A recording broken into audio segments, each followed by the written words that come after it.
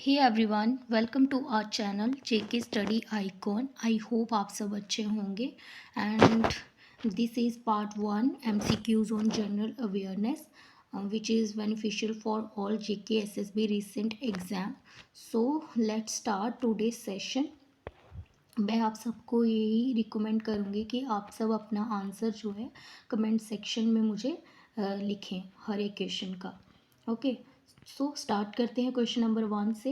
Who is popularly known as grand old man of India.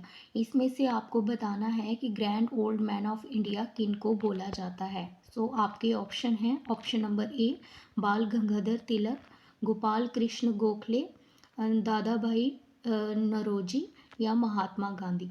इनमें से कौन है जिनको grand old man of India बोला जाता है।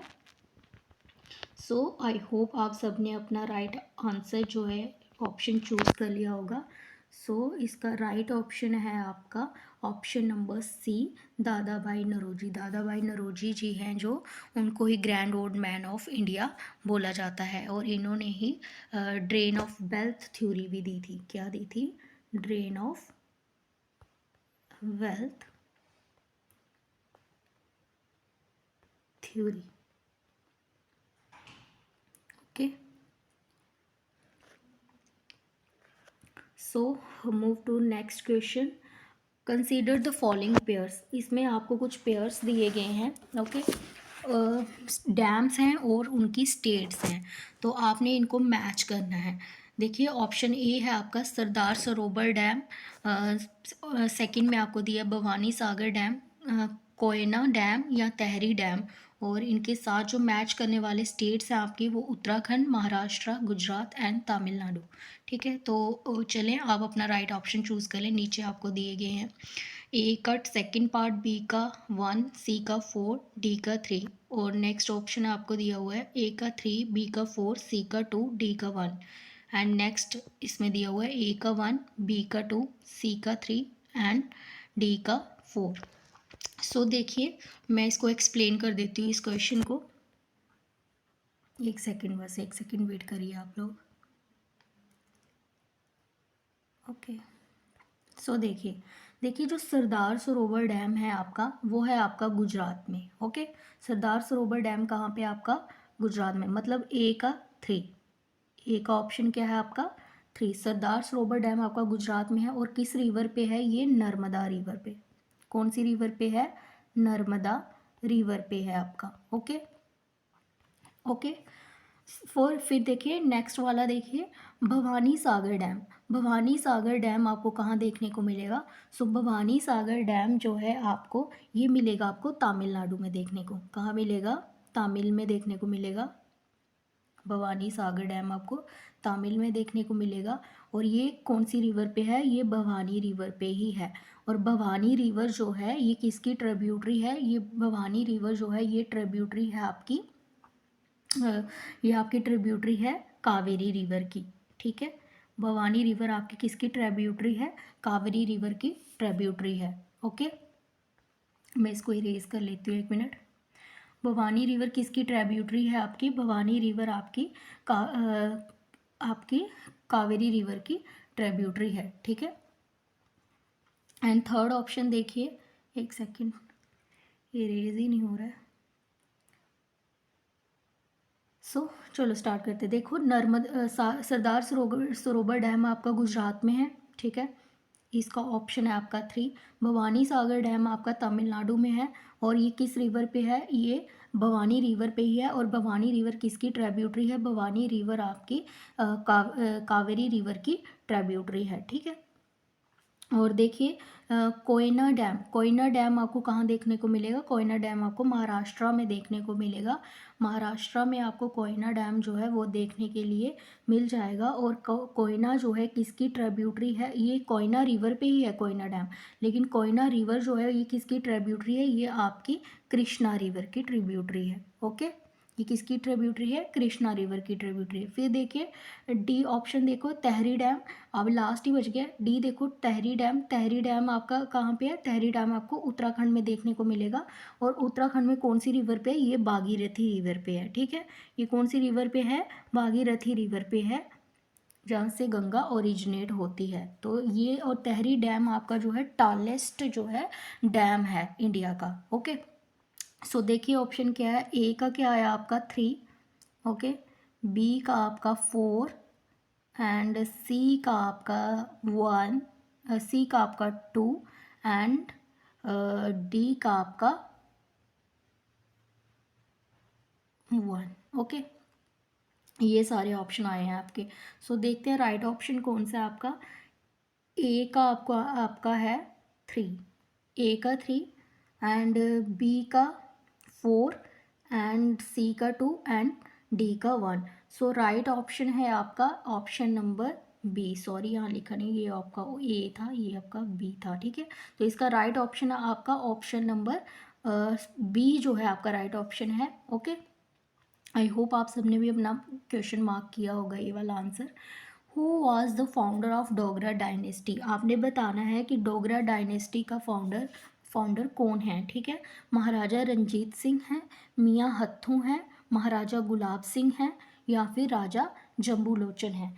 सो आप सबने इसका राइट ऑप्शन चूज़ कर लिया होगा। सो इसका राइट ऑप्शन आपका ऑप्शन नंबर सी महाराजा गुलाब सिंह। महाराजा गुलाब सिंह जो हैं वो ही फाउंडर हैं डोगरा डायनेस्टी के, ठीक है।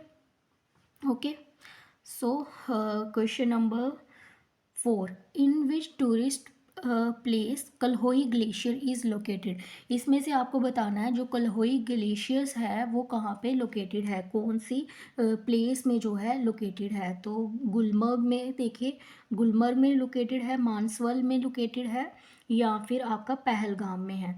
सो राइट ऑप्शन है इसका ऑप्शन नंबर डी, ठीक है। राइट ऑप्शन है इसका ऑप्शन नंबर डी। तो ये कहाँ पे है, पहलगाम में जो है सिचुएटेड है, अनंतनाग पहलगाम में। ओके, अनंतनाग पहलगाम में। और ये आपका एक वैली ग्लेशियर है, ठीक है।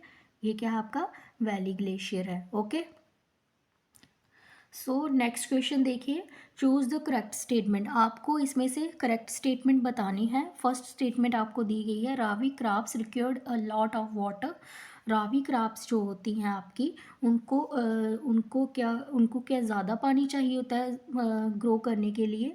बी ऑप्शन है आपका, रावी क्रॉप्स आर सोड बिटवीन अक्टूबर टू नवंबर। जो रावी क्रॉप हैं उनको उगाया जाता है अक्टूबर और नवंबर के मंथ में। ऑप्शन नंबर सी है आपका, रावी क्रॉप्स और wheat, barley, gram and mustard. इसमें से आपको राइट ऑप्शन जो है, करेक्ट ऑप्शन जो है वो चूज़ करना है। सो यहाँ पे देखिए इसके ऑप्शन मैं देना भूल गई हूँ आप लोगों को। सो इसका राइट ऑप्शन है आपके, ये दोनों ही आपके राइट ऑप्शन हैं, क्योंकि रावी क्रॉप्स आपकी वीट भी होती है, बार्ले भी होता है, ग्राम भी होता है, मस्टर्ड भी होते हैं, ठीक है। और रावी क्रॉप्स को ज़्यादा पानी नहीं चाहिए होता है। रावी क्रॉप्स को खरीफ क्रॉप जो होती है आपकी, खरीफ क्रॉप जैसे राइस होगी, उनको ज़्यादा पानी चाहिए होता है। और ये रावी क्रॉप्स आपकी जो है इनको कब लगाया जाता है, इनको कब सो किया जाता है, अक्टूबर और नवंबर में ही इनको सो किया जाता है। और खरीफ क्रॉप को कब हार्वेस्ट किया जाता है, खरीफ क्रॉप को सितंबर अक्टूबर में हार्वेस्ट किया जाता है। और रावी क्रॉप्स को कब हार्वेस्ट किया जाता है, हार्वेस्ट कब किया जाता है इनको, तो इनको मार्च अप्रैल में जो है हार्वेस्ट किया जाता है आपकी कौन सी क्रॉप्स को, रावी क्रॉप्स को। ओके, सो नेक्स्ट क्वेश्चन देखिए, arrange the following states in order from north to south, इसमें से आपको अरेंज करना है इन स्टेट को नॉर्थ टू साउथ में, ठीक है। इन स्टेट को आपने क्या करना है, अरेंज करना है नॉर्थ से साउथ में। देखिए सबसे पहले है ऊपर देखिए ऑप्शन में दिया आपको हिमाचल प्रदेश, फिर तमिलनाडु, फिर तेलंगाना, फिर मध्य प्रदेश। इसको आप अरेंज कीजिए, ठीक है। तो देखिए सबसे पहले आपकी जो नॉर्थ में आती है, नॉर्थ में सबसे पहले क्या आता है आपका, हिमाचल प्रदेश ऊपर आता है सबसे पहले, तो ए ऑप्शन आएगा। फिर उसके बाद आपकी कौन सी स्टेट आती है, तो फिर आपकी आती है मध्य प्रदेश, फिर आपका डी ऑप्शन आएगा। फिर आपका क्या आएगा उसके बाद, फिर आपका कौन सा ऑप्शन आएगा उसके बाद, फिर आपकी आती है तेलंगाना, फिर सी ऑप्शन, और तमिलनाडु आपकी सबसे लास्ट में आती है। तो आपका ऑप्शन क्या बनेगा, ए डी सी बी। ठीक है, मैं आपको जो फिजियोग्राफी पॉलिटिकल डिवीज़न मैंने आपको पढ़ाई थी, तो मैंने आपको यही बोला था कि आपको मैप को अच्छे से देखना है, उसको अच्छे से एनालाइज करना है, क्योंकि मैप में से कुछ भी क्वेश्चन आपके बन सकते हैं। ये क्वेश्चन देख लो, नॉर्थ टू साउथ में आपको अरेंज करना था, और जिसने मैप अच्छे से देखा होगा वो मैप को वो स्टेट्स को अरेंज कर सकता है, ठीक है। लेकिन अगर जिसने मैप नहीं देखा होगा वो कैसे अरेंज करेगा, ठीक है। तो इसलिए मैं आपको सारी जो फिजियोग्राफी है वो आपको मैप के थ्रू ही जो है मैं करवा रही हूँ, ताकि आप लोगों को मैप भी अच्छे से लर्न हो जाए और आप हर एक क्वेश्चन को अटैम्प्ट कर सकें। सो आप सबने भी अपना राइट ऑप्शन चूज़ कर लिया होगा, ADCB। अब देखते हैं ADCB कहाँ पे है। तो ADCB, तो ऑप्शन नंबर C इसका जो है वो राइट ऑप्शन है, ADCB। ओके, ADCB जो है इसका राइट ऑप्शन है, ठीक है।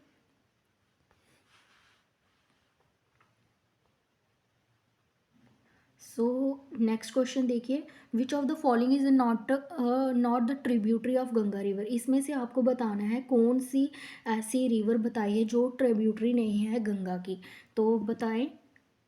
अभी मैंने ऊपर भी ऐसा क्वेश्चन एक डिस्कस किया था, अगर वो वाला क्वेश्चन आपने अच्छे से देखा होगा तो ये क्वेश्चन आसान है।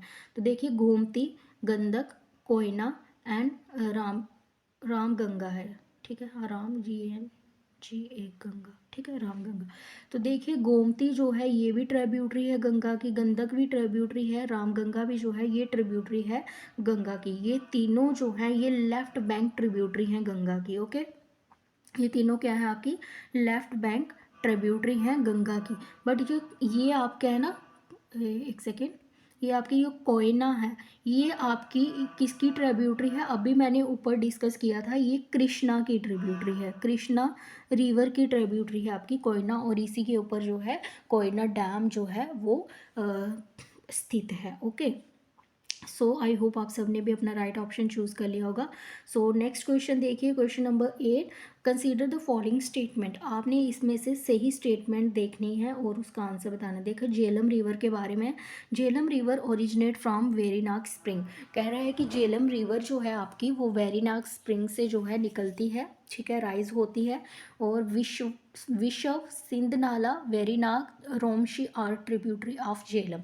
तो वेशव हो गई, सिंध नाला हो गई, वेरीनाग हो गया, और रोमोशी जो है ये बोल रहा है ये इसकी झेलम की ट्रिब्यूटरी है। एंड सी स्टेटमेंट आपको दी गई है, it join Chenab at Trimmu, Pakistan. So आपको इसमें से राइट स्टेटमेंट बतानी है। तो बोल रहा है बोथ A एंड B, ठीक है, both B and C correct है, या ओनली A, या बोथ A एंड C। सो देखिए इसका राइट ऑप्शन क्या होगा, एक सेकेंड। देखिए, झेलम जो है आपकी ओरिजिनेट होती है वेरीनाग स्प्रिंग से, ठीक है, ये ऑप्शन आपका बिल्कुल ठीक है। It join Chenab at Trimmu, Pakistan. ये आपकी जो चिनाब जो रिवर जा रही है उसको ये झेलम कहाँ पे ज्वाइन करती है, एक त्रिमू एक जगह है पाकिस्तान में, वहाँ पे ये इसको ज्वाइन करती है, ये भी राइट ऑप्शन है।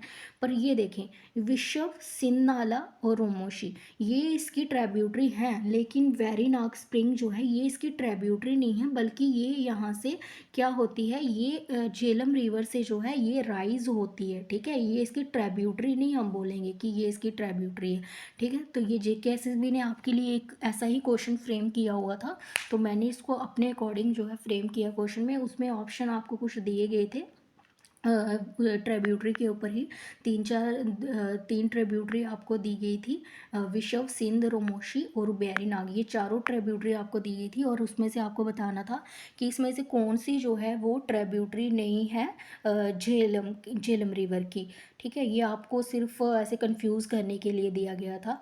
तो ये क्वेश्चन देखिए, वेरीनाग स्प्रिंग जो है ये इसकी ट्रिब्यूटरी नहीं है, बल्कि ये झेलम जो है यहाँ से राइज होती है। तो ऑप्शन नंबर बी तो आपका क्या हो गया, ऑप्शन नंबर बी आपका गलत हो गया। तो राइट आंसर क्या है आपका, A and C।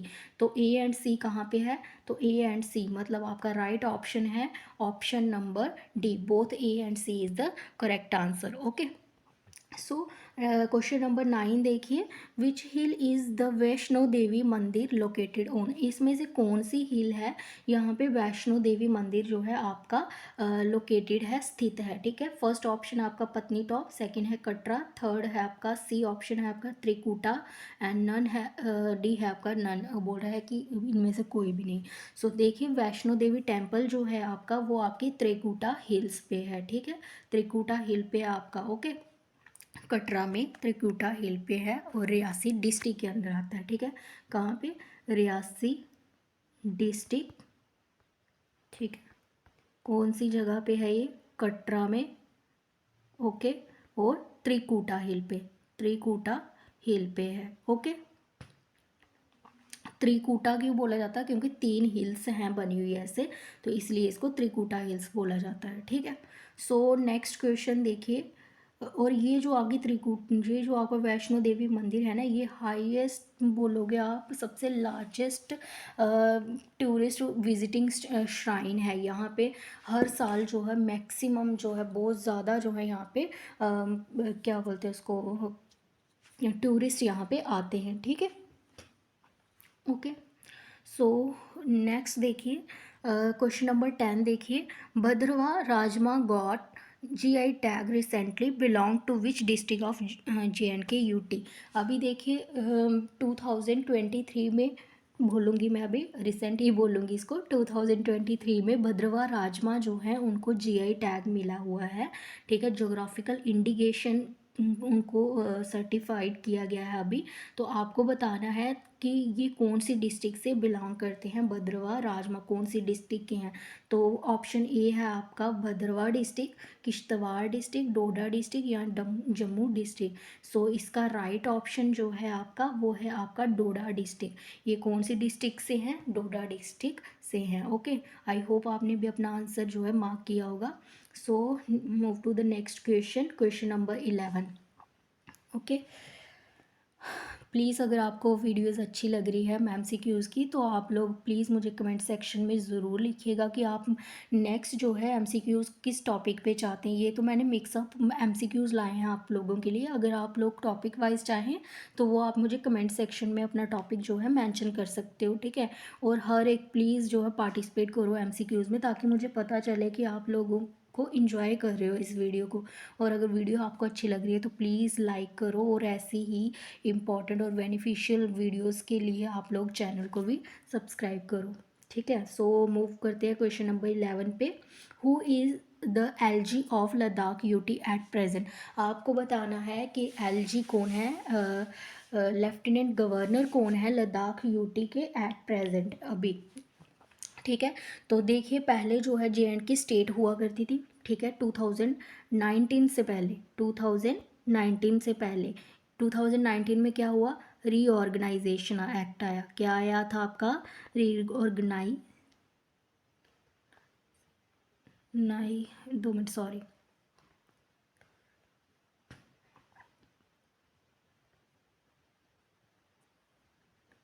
Reorganisation act, reorganisation act आया 2019। ठीक है, इससे पहले JNK जो है ये स्टेट हुआ करता था, और इसके अंडर जो है कौन कौन सी यूटी क्या क्या क्या आता था, JNK स्टेट के अंदर आपका क्या आता था, जम्मू कश्मीर भी आता था, जम्मू आता था, कश्मीर आता था, और लद्दाख भी आता था। ठीक है, पर जैसे ही रीऑर्गेनाइजेशन एक्ट हुआ 2019 में, तो क्या हुआ, 2019 में JNK को 2 पार्ट्स में बाइफ्रिकेट कर दिया गया, मतलब सेपरेट कर दिया गया, और एक लद्दाख यूटी बना दी गई आपकी, और दूसरी आपकी JNK यूटी बना दी गई। ठीक है, JNK यूटी बना दी गई। JNK यूटी में सारी जो है डिस्ट्रिक्ट इसमें इंक्लूडेड हैं, लेकिन लद्दाख में ले और ले कारगिल जो है इसमें इंक्लूडेड हैं। ठीक है, तो अभी फिर पहले जो है और लद्दाख यूटी को जो है विदाउट लेजिस्लेचर बनाया गया। ठीक है, विदाउट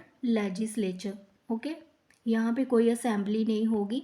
और JNK यूटी पे जो है ये क्या बनाया गया यहाँ पे, विद लेजिस्लेचर। ओके, ठीक है, विद लेजिस्लेचर इसको बनाया गया। ठीक है, तो अब जो है दोनों यूटीज़ बन गई हैं, तो दोनों यूटी को एडमिनिस्टर कौन करेगा, तो एडमिनिस्टर करेगा LG, लेफ्टिनेंट गवर्नर जो है वो एडमिनिस्टर करेंगे। तो आपको मुझे बताना कि एट प्रेजेंट जो है लद्दाख में कौन है इस वक्त लेफ्टिनेंट गवर्नर। तो देखिए राधा कृष्ण माथुर हैं, या फिर जीसी मुर्मू हैं, या बीडी मिश्रा हैं आपके, या फिर नन, या इनमें से कोई भी नहीं। सो आई होप आप सबने अपना राइट ऑप्शन चूज़ किया होगा। तो इस एट प्रेजेंट जो है जो लेफ्टिनेंट गवर्नर है लद्दाख के, उनका नाम है बीडी मिश्रा। ठीक है, उससे पहले जो जब लद्दाख यूटी बनाई गई तो उस टाइम पे जो फर्स्ट जिनका अपॉइंटमेंट हुआ था as a LG in Ladakh UT, तो उनका नाम था राधा कृष्ण, ये फर्स्ट थे। ठीक है, और एट प्रेजेंट ये हैं आपके एलजी वहाँ पे। और गिरीश चंद्र मुर्मू है इनका नाम, ये JNK UT, sorry, Girish Chandra, हाँ जी, गिरीश चंद्र मुर्मू जो हैं ये JNK यूटी के फर्स्ट जो हैं लेफ्टिनेंट गवर्नर थे।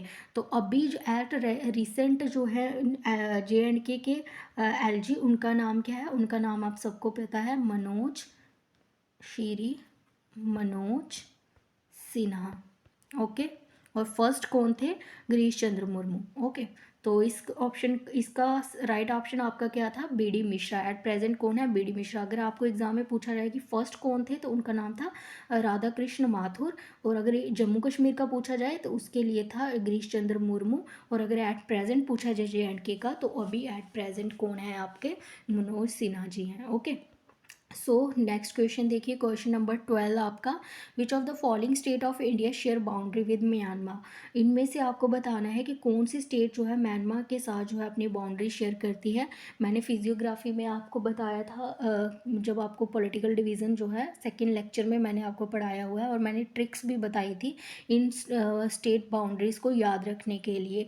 सो जिन्होंने वो लेक्चर देखा होगा उनके लिए ईजी हो जाएगा अभी राइट ऑप्शन चूज़ करना। ओके, सो देखिए, नागालैंड, अरुणाचल प्रदेश या असम, फर्स्ट ऑप्शन आपको ये दिया गया है।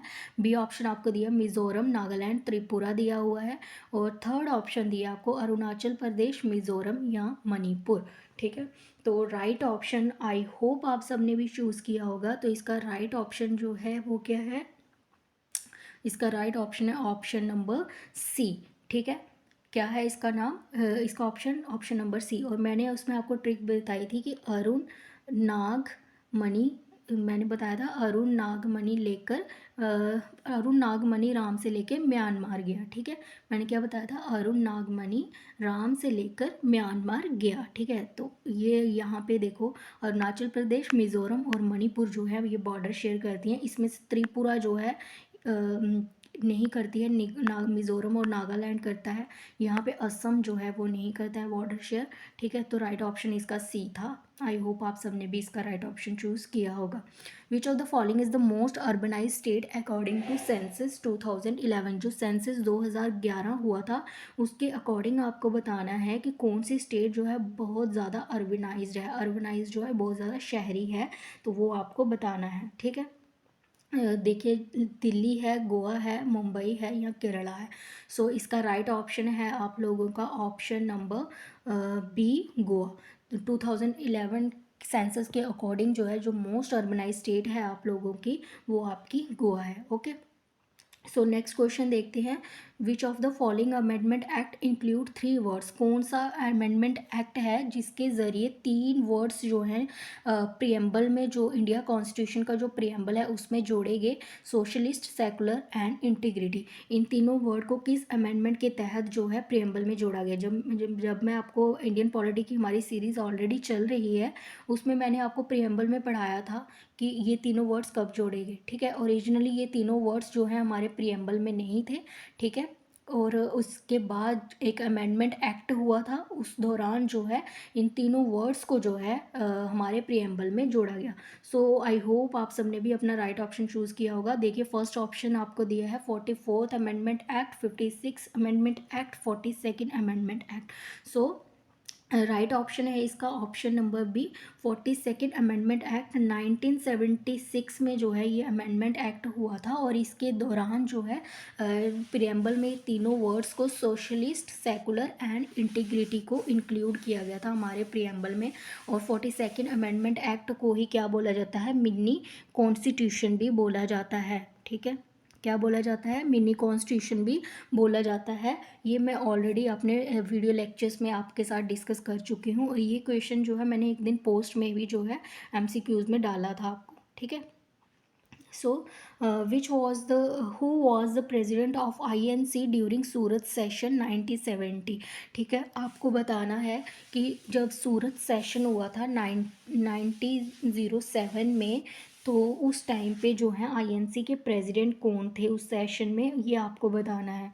ठीक है, तो फर्स्ट ऑप्शन आपको दिया है बाल गंगाधर तिलक, के एम मुंशी, रश बिहारी बोस या फिर घोष, या फिर लाला लाजपत राय। आई होप आप सबने अपना राइट आंसर जो है वो चूज़ किया होगा।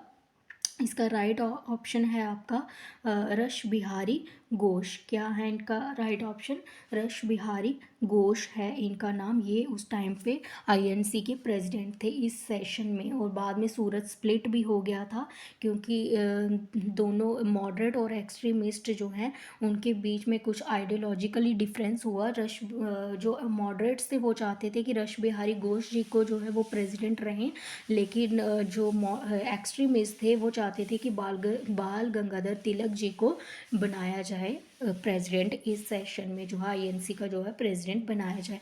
तो इसी कारण आइडियोलॉजिकल डिफरेंसेस के कारण जो है सूरत जो है ये स्प्लिट हो गया था। Okay, so move to the next question. Question number 16. In which date the constitution of India was adopted by the Constituent Assembly? कौन सी डेट को जो है कॉन्स्टेंट असेंबली ने अडॉप्ट किया था अपना कॉन्स्टिट्यूशन? सो राइट ऑप्शन है ए ऑप्शन आपको दिया है 26 Jan 1950, 26 November 1950, 26 November 1949 and 26 October 1949। So I hope आप सब ने अपना राइट ऑप्शन चूज़ किया होगा। So it's right option is option number C, 26 November 1949।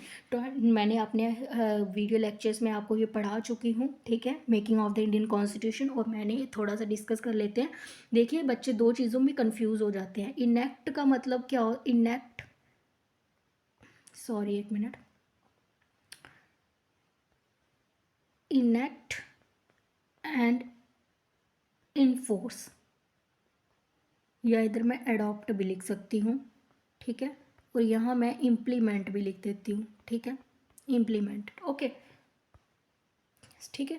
देखिए इनेक्ट और अडॉप्ट का मतलब क्या होता है। इनेक्ट और अडॉप्ट में मैंने एमसीक्यूज डाला था, और बहुत सारे बच्चे एक यहाँ पे यह है, इस क्वेश्चन को भी बच्चों ने गलत किया था। ठीक है, वो दोनों चीज़ों में कंफ्यूज हो जाते हैं। जब इनेक्ट और अडॉप्ट का मतलब हो जाए, मतलब कि जब कॉन्स्टिट्यूशन हमारा बन के तैयार हो गया, उस पर कॉन्स्टिट्यूंट असेंबली ने अपने सिग्नेचर कर दिए और अपना लिया कि हमारा ये कॉन्स्टिट्यूशन है, उसको हम बोलेंगे इनेक्ट होना या अडॉप्ट करना। ठीक है, लेकिन जब बोला जाए इन्फोर्स करना और इम्प्लीमेंट करना, मतलब लागू करना, है ना, अप्लाई करना लोगों पे, ठीक है, उसको बोला जाता है इन्फोर्स करना। अब देखिए इनेक्ट कब हुआ था, अगर इनेक्ट की बात करें, बन के तैयार हो गया और कॉन्स्टिट्यूंट असेंबली के साइन हो गए, तो वो हुए थे आपके 26 नवंबर, एक सेकेंड मैं पेन चेंज कर लेती हूँ, वो हुए थे आपके 26 नवंबर 1949 में। पर आपको मैंने बताया था कुछ हिस्टोरिकल इम्पोर्टेंस की वजह से जो है हमारा जो कॉन्स्टिट्यूशन है हमने उसको जो है कब लागू किया था, 26 जनवरी 1950 में। ठीक है, कब लागू किया था, 26 जनवरी 1950 में जो है हमने लागू किया था। तो ये डेट जो है ये इन्फोर्स की है और इम्प्लीमेंट की डेट है। लेकिन अनेक्टमेंट डेट कौन सी आपकी, 26 नवंबर 1949। प्लीज़ आप इन दोनों चीज़ों में कंफ्यूज ना हो आप। मैंने देखा कि बच्चे इस क्वेश्चन को जो है कंफ्यूजन कर रहे हैं, वो क्वेश्चन का आंसर जो है गलत लगा रहे हैं। ठीक है, सो आई होप आपको ये चीज़ क्लियर हो गई होगी। ठीक है, सो मूव करते हैं नेक्स्ट क्वेश्चन में। विच of the following person name announce for Bharat Ratna post Thomas 2024। ठीक है, अब देखिए अभी रिसेंटली 2024 में 9 फैब 2024 में नाम अनाउंस किए गए हैं भारत रत्न के लिए। और ये कौन सा भारत रत्न किस कैटेगरी के अंदर आ रहा है? ये पोस्टह्यूमस कैटेगरी के अंदर आ रहा है। मतलब कि ये पहले, ये जो है भारत रत्न जो है ये जीवित लोगों के लिए नहीं है, जो अभी जीवित नहीं है उनके उनके नाम जो है इस भारत रत्न में इंक्लूड किए गए हैं। ये आपको मैं पढ़ा चुकी हूँ अपनी एक वीडियो में, आप वहाँ पे वीडियो देख सकते हैं चैनल पे विजिट करके, ठीक है। तो महात्मा गांधी जी का नाम आया है, या अटल बिहारी वाजपेयी जी हैं, या फिर MS स्वामीनाथन जी हैं। सो इसका राइट ऑप्शन जो है, अगर आपने वो वीडियो देखा होगा या पता होगा तो आपने चूज़ कर लिया होगा। सो इसका राइट ऑप्शन है option number C, MS Swaminathan. ये MS स्वामीनाथन कौन है? ये एग्रीकल्चर साइंटिस्ट हैं, ठीक है। एग्रीकल्चर साइंटिस्ट हैं। इन्हीं की हार्डवर्क की वजह से ग्रीन रेवोल्यूशन लाया गया था 1969 में। और इंडिया जो है 1971 में फूड क्रॉप में जो है वो सेल्फ सफिशिएंट हो गई थी। तो इन्होंने कृषि क्षेत्र में जो है काफ़ी ज़्यादा बढ़ चढ़ के जो है डेवलपमेंट करने की, प्रोग्रेस करने में बहुत सारा सहयोग किया है। तो इसके लिए ही इनका नाम जो है भारत रत्न में जो इंक्लूड हुआ है। और इनके साथ जो है दो और नाम इंक्लूड हुए हैं, मैं यहाँ ही डिस्कस कर लेती हूँ। एक नाम है PV नरसिम्हा राव, ठीक है। और दूसरा नाम है चौधरी चरण सिंह, ठीक है।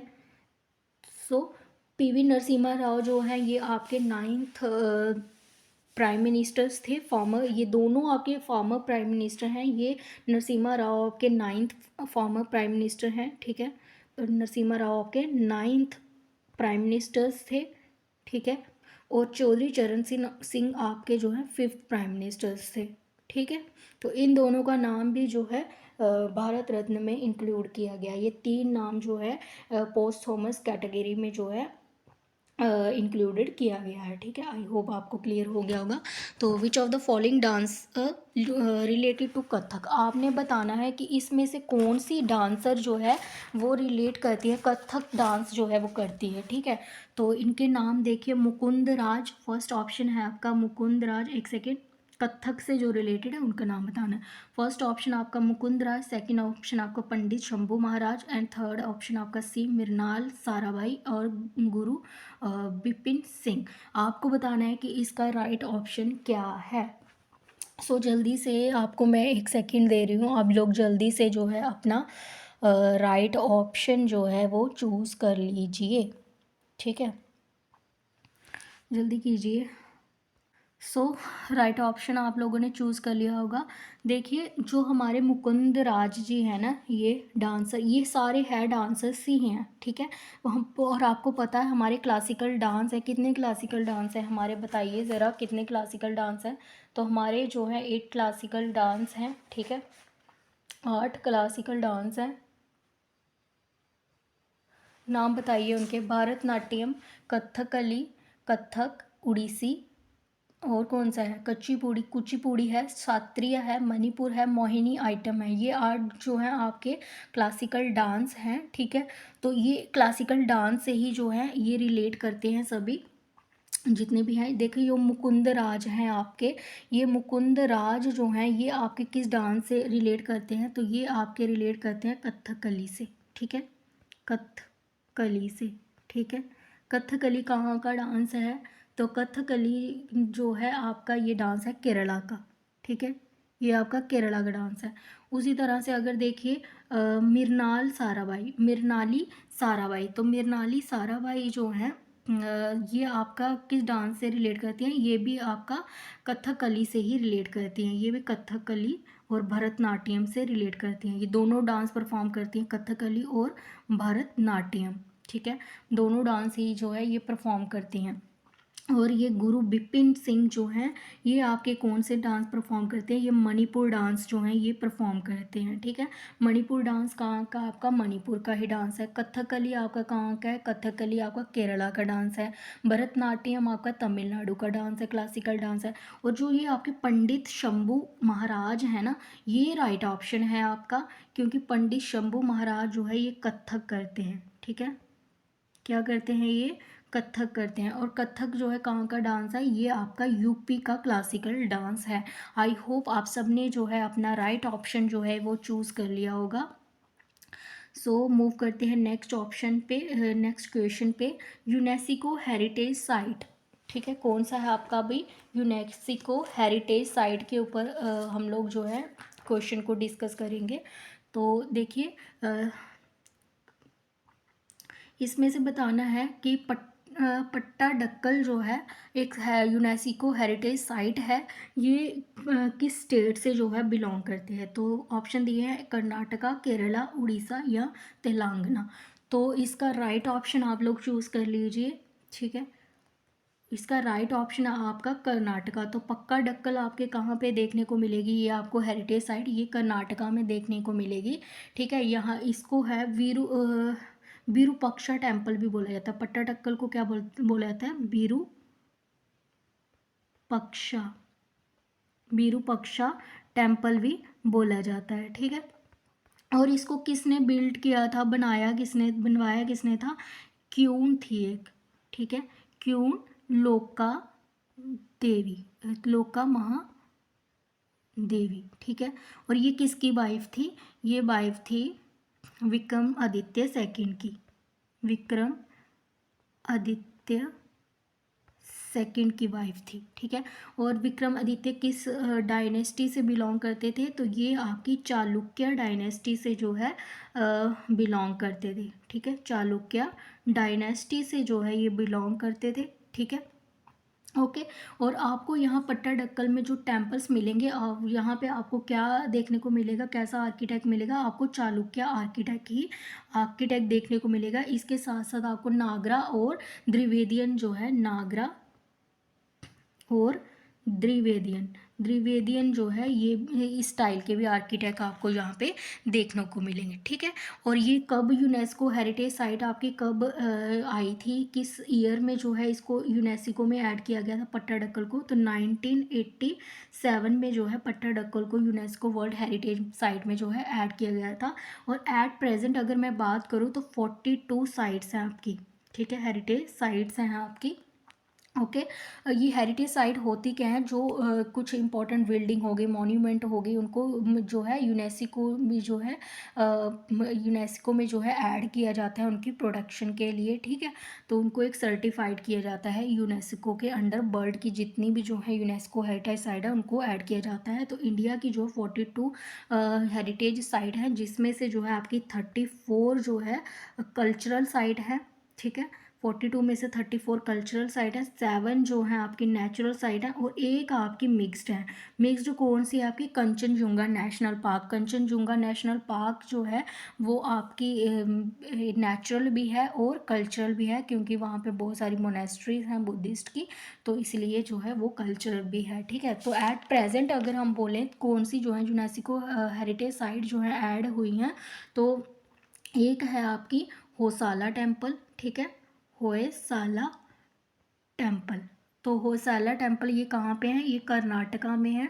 और एक और ऐड हुआ है ये शांति निकेतन, शांति निकेतन, निकेतन ये आपका कहाँ पे, ये आपका वेस्ट बंगाल में है। कहाँ पे आपका, ये आपका वेस्ट बंगाल में है, ठीक है।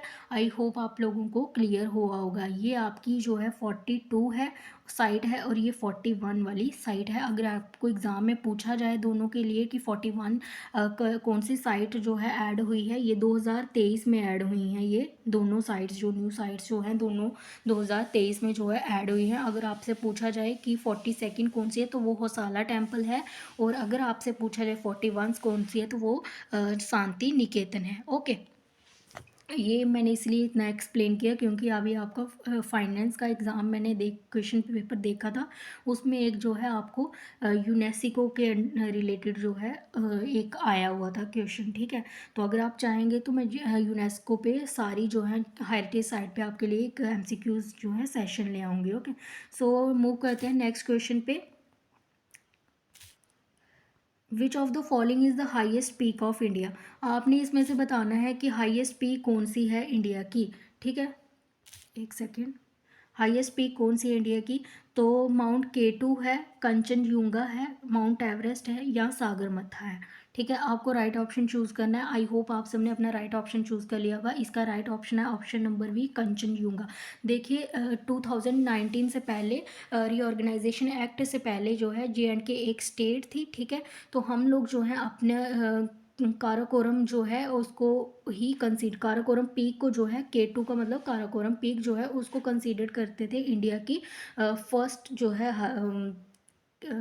इसकी इंडिया की जो है लार्जेस्ट हाईएस्ट पीक जो है हम K2 को जो है कंसीडर करते थे।